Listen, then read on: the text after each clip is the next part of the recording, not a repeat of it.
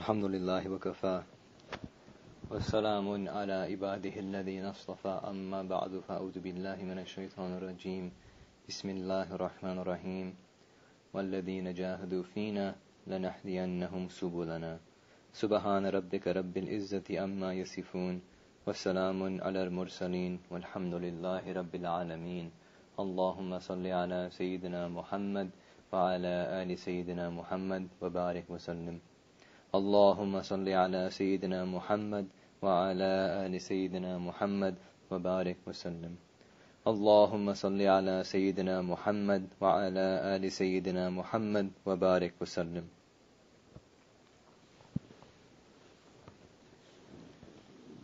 If you look in the books of fiqh, when they talk about impurities, they mention two types.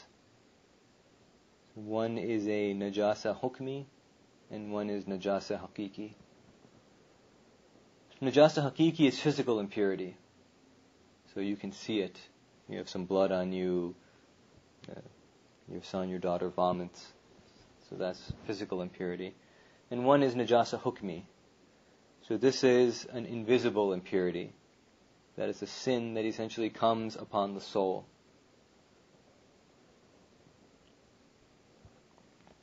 If you take the example of somebody who goes out on a rainy day and he plays football outside. So they're slopping all around the mud, they get covered, they come home. Nobody's going to say, oh, his heart is filthy. Just his body is filthy. So what does he do? He goes in the shower, he washes it off, everything is clean. So this is that physical impurity. This is haqiqi najasa, that it can just be washed away. There's dust on the table, just take a rag, you wipe it away, and it's gone.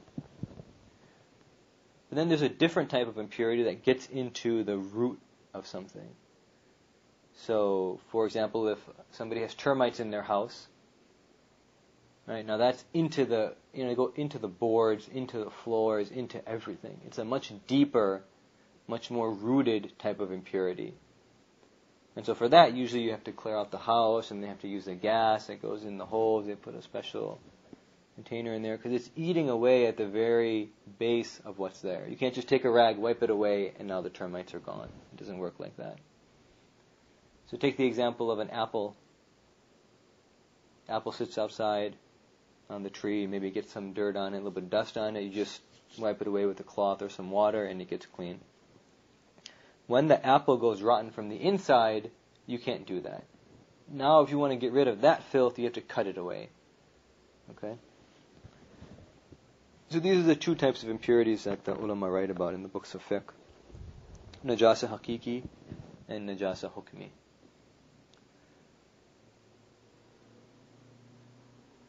If you were to leave a glass of milk out on a table for an hour, 2 hours, 3 hours, what eventually happens to that milk? It starts to spoil.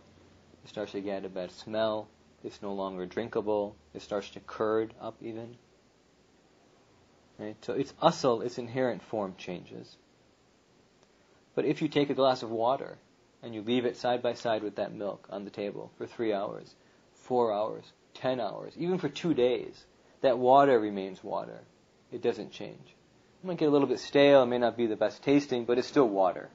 Right? Whereas that milk, if you leave that for 2 days, you can't even go near it. Right? Even the smell would cause somebody to gag. So what's the difference between these two things?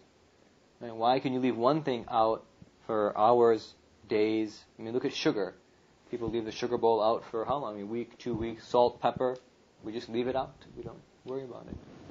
And then other things that go bad right away, meat and chicken and dairy, eggs, cheese, all of these things. So the reason is that in that milk are bacteria. And when you put that milk outside at room temperature, it allows those bacteria to grow. They begin to multiply, and they essentially take over the milk. And now it becomes more bacteria than it is milk. And why doesn't it happen to a glass of water? Why doesn't it happen to a bowl of sugar? They don't have those same bacteria within them. Those bacteria simply don't exist in there. They're free from those bacteria. So all of the things that Allah subhanahu wa ta'ala gave us from alimul amr, that He simply said kun fayakun, that He commanded and it is. So for example, our qalb, our spiritual heart, our ruh, our soul, the angels that He sent to sit upon us and to watch over us. All of these things are like that glass of water or like that bowl of sugar. They are free from the bacteria within it that grow and then ruin that thing. So Allah subhanahu wa ta'ala gives us our heart, and if we just keep it properly, then it will remain pure, inside and out. Just like that apple gets a little bit of dust on it and you can wipe it away, small minor sins that we make, small mistakes that we make, are like that dust. And you can just say astaghfirullah and they get washed away, as if they were never there. But when we get into bigger sins, or we do minor sins continuously, over and over again, and we don't turn to Allah subhanahu wa ta'ala, then just like that bacteria in the milk starts to grow, this is essentially infusing those bacteria, which are not native to the heart, they're not native to the soul, and we're basically sticking them inside of that thing. Now we have those bacteria in our heart. And now, just like that glass of milk, if you leave it out for 1 or 2 hours, they start to grow, they start to grow, they start to grow, and they start to take over. So this is the bacteria of sin that comes upon us. That we do things that we're not supposed to do, we disobey Allah subhanahu wa ta'ala, we don't take heed to His call, to what He wants us to do, and we essentially inject into our heart bacteria that were never there. Now these bacteria are just like any other bacteria. And what do bacteria live to do? They live to grow and to multiply and to spread.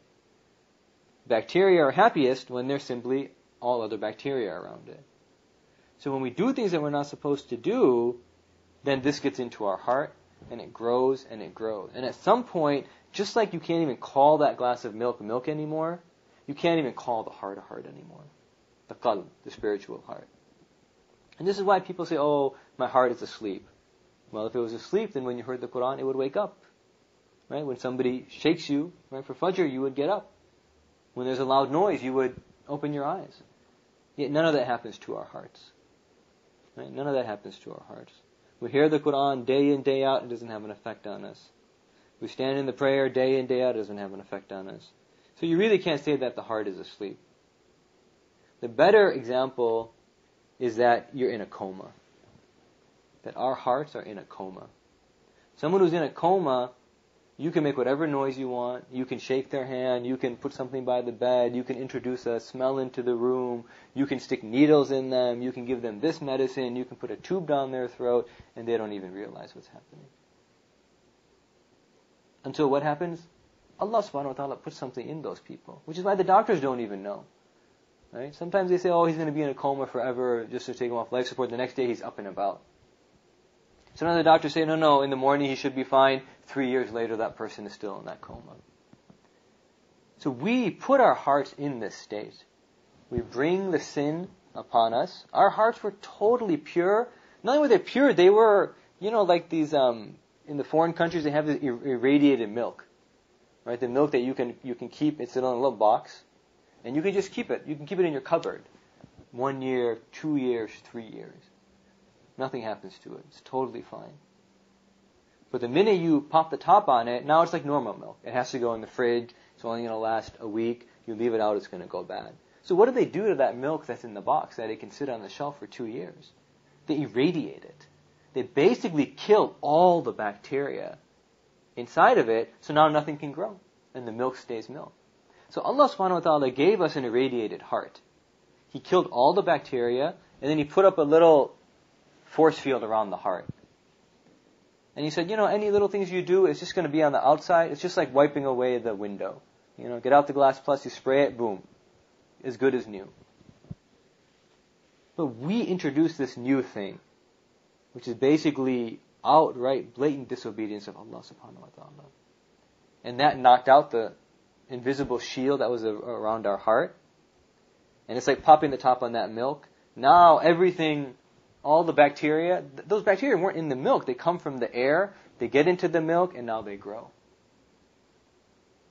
and then they take over. And in the same way, they take over.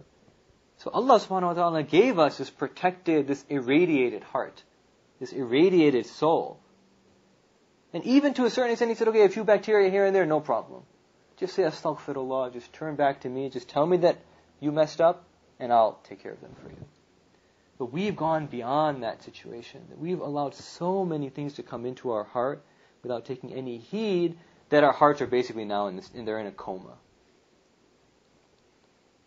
And no doctor can help you when you're in a coma. They do what they can, but honestly, they have no idea. They don't even understand. They don't even know, is that guy feeling pain? Is he not feeling pain? Can he hear us? Can he not hear us? So they say, sometimes people react to family members coming. Why don't you bring everybody and maybe something will happen?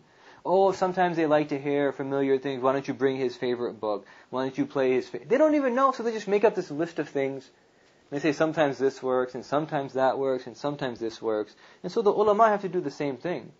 Because that person who's let his heart go so far from Allah subhanahu wa ta'ala, it's not in the hand of that scholar that he can reach in and he can fix it. So he says, avoid sin, leave the things you were doing, ask Allah for forgiveness, ask Him after every prayer, ask Him in tahajjud. I don't know when your prayer is going to get answered. Ask it this time, ask it that time, give some sadaqah, do something nice. Do this zikr, read Quran, do istighfar, do salawat, do muraqabah, wake up for They just basically give you everything. Right? Because they know that they have no control over this either. You had the control. We all had control when Allah subhanahu wa ta'ala first gave us that heart. And He irradiated it. And He said, even, here's 13 years, here's 12 years, nothing is on you. Learn how to be in this world. Learn how to be in this world. Learn how to control your tongue. Learn how to limit your dunya. Learn how to respect your parents. Learn how to be, a man. Learn how to be an insan. Learn how to be a human being. And we shun that. Even that 13-year respite, and then the minute the sins can be on us, boom, the angels are busy writing. So this is the position that the ulama then get put into, and the mashayikh get put into. And this is why Allah subhanahu wa ta'ala inspires certain of our ulama, certain of our mashayikh, with things that generally will work on a person. Right? Generally these types of things will work on a person. And so He gave those to the ulama, and they're different things for different times. In the beginning days, it was just very, very strict mujahidah. And this is what all the Sahaba, this is what all of them did. They ate very little. They stayed up nights, hours on the musalla, after working days and days in the hot sun. So Allah subhanahu wa ta'ala gave us all of these different things. And nobody can say for sure that your cure is in this and it's not in this. Or it's in this and it's not in this. And that's why, what do we say? Follow the sunnah and follow the sharia. Because whatever we have is within that. Whatever potential medicines that we have, they fall within the realm of the sharia and within the realm of the sunnah. And this is why you'll find people, you ask them, what brought you closer to Islam? Everybody has their own story. For somebody it was, this guy's speech. For somebody it was this book that I read. For somebody it was this, iPod, podcast that I downloaded. For somebody it was, I was just sitting there and I just realized my life was a mess. For some people they get into an accident. For some people somebody close to them passes away. Right? It's never the same for any two people when you look at their story. Everybody comes a different way. The only people that have the one same story are the righteous people from the beginning. So look at Imam Shafi'i. That he was giving fatwa on fasting before it was wajib on him to fast. Those guys' story is all the same. From beginning to end, they just loved Allah subhanahu wa ta'ala. Except for those people, everybody has their own way that Allah subhanahu wa ta'ala brought them back. But this is all from our original doing. That person who gets cancer, the doctors miraculously cure him and they go through the chemo and he's better. If he starts smoking again, he's going to get cancer again. If he keeps doing those things, then he's going to end up in that same situation. So Allah subhanahu wa ta'ala gave us this pure heart, and He told us how to keep it, And He told us even for the few things that come upon it, how you take care of it. But we've gone into gross negligence regarding it. And so those bacteria are inside. And as long as there's even one left, then it's going to just multiply and multiply. And you ask any scientist how quickly bacteria can multiply before you even realize it. I mean, that's why the milk can sit in the fridge for a week. It can sit for 10 days. That milk can sit in a box for 2 years. The minute you pop the top, now right away you got to put it in the fridge. Otherwise, that thing that sat for 2 years in an intact state, within 2 hours now, it's going to start going bad. So we have to be very, very careful about what we're introducing into our hearts, and we have to be very diligent about removing what's in the heart that we have. You know these big, giant redwood trees, right? The ones, the trunks are, so wide and they're 100 years old, 200 years old. If they lose their source of water, or if you do something that can attack the roots, what happens? From the inside out, they begin to decay. So you could be walking along, and it looks like that same huge, giant redwood tree, but you try and climb up, and all of a sudden the branch breaks off, and this dust comes out, because the inside is dead. And anybody can come now, and they can easily cut that thing down. Because the roots, the asl, the main source of livelihood has been cut. Look at an apple. If you keep an apple too long, before it goes bad on the outside, it goes bad on the inside. Right? We've all had this. You cut it open, all of a sudden you see the inside is bad, and then you throw it away. The point is that our hearts go bad from the inside, and we don't realize it right away. Just like you don't realize that apple might be bad. Just like you buy a watermelon, you cut it open, you realize it's not good on the inside. Just like that big redwood tree looks like the same thing that it was for the past 150 years. But you just go a little bit inside, and it's dead on the inside. It's dead on the inside. And so unless you really pay heed and really focus on this, you don't even notice this decaying happening on the inside. And this is why every day, doesn't matter how good of a day you had, doesn't matter how bad of a day you had, doesn't matter now you're praying tahajjud regularly for 10 years straight, we still do astaghfirullah rabbi min kulli dambin wa atubu ilayh. This will never end. Until you're in your grave dead, you will be saying this. And this is why the Prophet of Allah, he said, more than 70 times a day, sallallahu alayhi wa sallam, that he used to ask Allah for forgiveness. And this is why one little bacteria, not that it could come on him, he was irradiated through and through until the end of time. This is what Allah did for the prophets. But the rest of us don't have that. Right? We had that in the beginning, that Allah gave us a pure heart, and He told us how to keep it, and we made a lot of mistakes along the way, and we turned our back on Allah subhanahu wa ta'ala. So now it's time to turn our backs the other way around. It's time to face Allah subhanahu wa ta'ala. It's time to face up to the mistakes that we've made.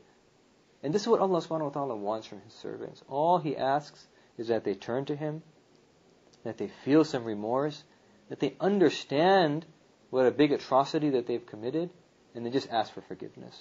And they just say, Ya Allah, for everything that I did, astaghfirullah rabbi min kulli dambin. From everything that I did, from every little bit of bacteria, you take that away. And then what do? Salawat afterwards. Salawat is the irradiation. It gives that level of protection. Because that heart that is alive with salawat, with Allahumma salli ala, that heart that is alive with Allah, Allah, Allah, then how can it ever become sick again? Once that takes hold of it, it's a permanent radiation. And this is what happened to the Sahaba. The Sahaba also could make mistakes. They could also fall into small things.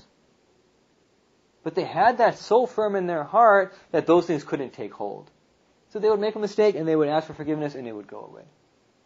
And this is to this day what the ulama have and the mashayikh have. Obviously they're not at the level of the Sahaba and they're not even close. But Allah subhanahu wa ta'ala puts a certain protective seal around them. And as long as they stay away from the major sins, then Allah subhanahu wa ta'ala maintains that.